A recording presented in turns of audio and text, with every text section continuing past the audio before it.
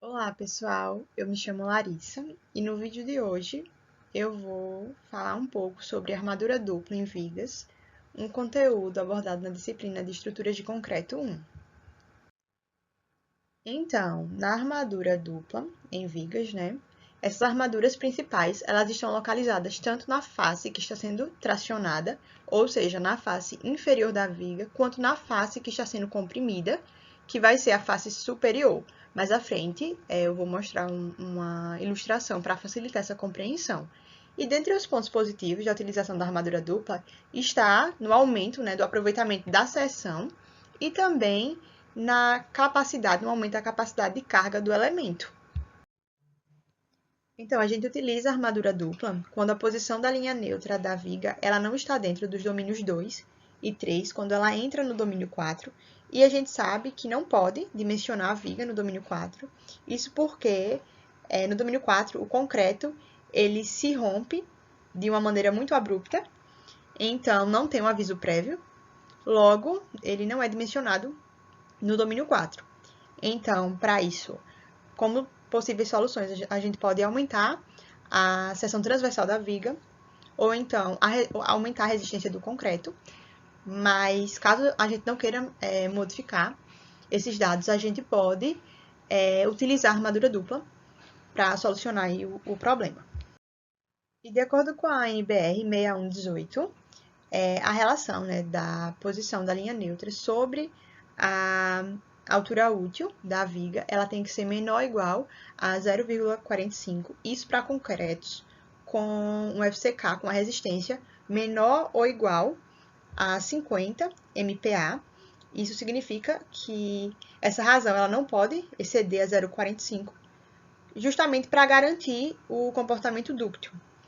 E também, quando a gente analisa aí concretos que possuem uma resistência maior que 50 MPa e menor ou igual a 90 MPa, essa relação da linha neutra sobre a altura útil, ela é menor ou igual a 0,35. Para realizar o dimensionamento das armaduras duplas em vigas, segue-se um passo a passo. Podemos iniciar com o cálculo da altura mínima.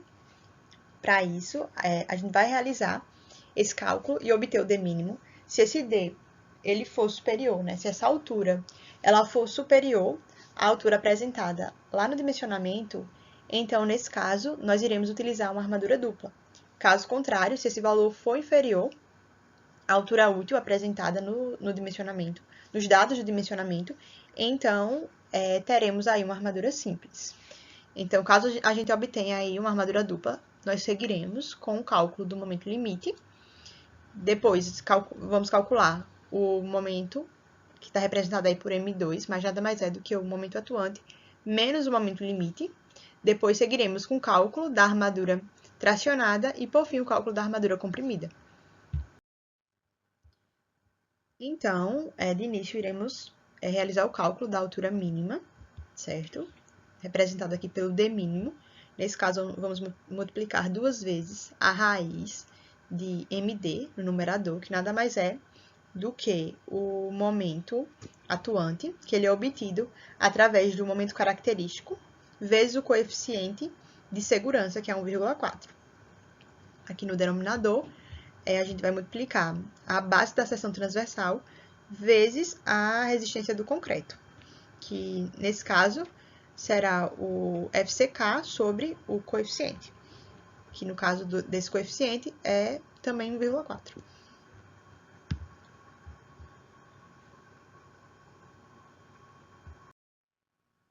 Dando sequência no dimensionamento, para obter o cálculo do momento limite, o momento limite ali que a viga vai estar suportando, a gente vai multiplicar 0,251 vezes a base da seção transversal, vezes a altura útil ao quadrado, vezes o FCD, que nada mais é do que o FCK, sobre o coeficiente 1,4.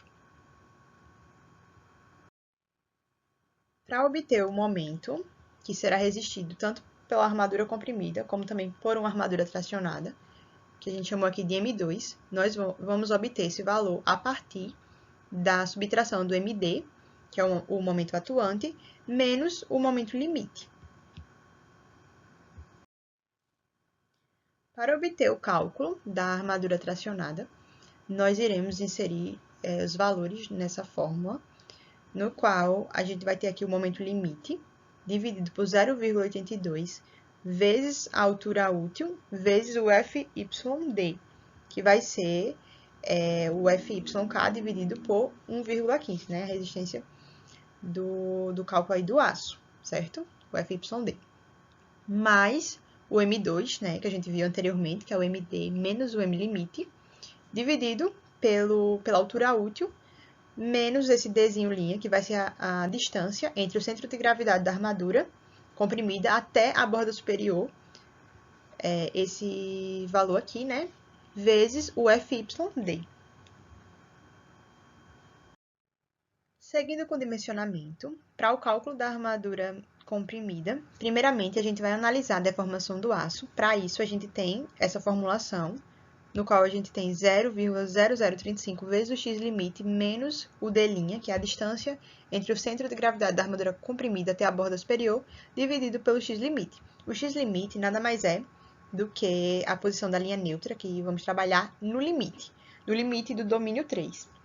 A gente mostrou anteriormente, né, que a depender da resistência do concreto, o x sobre dele pode ser menor ou igual a 0,45, ou menor ou igual a 0,35. Isso vai depender muito da resistência, como já foi mostrado anteriormente. Então, se a gente tem uma viga que ela possui uma resistência inferior a 50, então a gente vai trabalhar ali no limite com essa relação de x sobre d igual a 0,45. Isso vai ficar um pouco mais claro na aula de exercício, onde a gente vai demonstrar isso.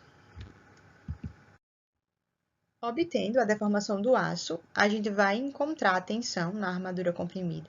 Isso a partir do gráfico, né, da tensão-deformação.